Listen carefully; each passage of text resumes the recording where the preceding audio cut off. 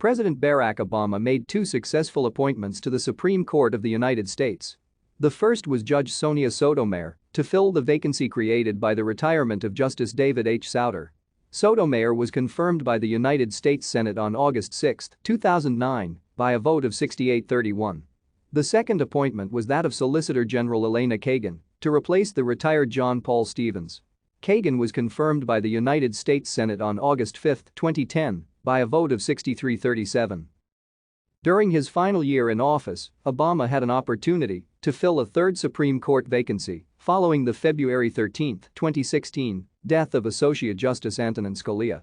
On March 16, 2016, he nominated Merrick Garland, the Chief Judge of the United States Court of Appeals for the District of Columbia Circuit, to the court.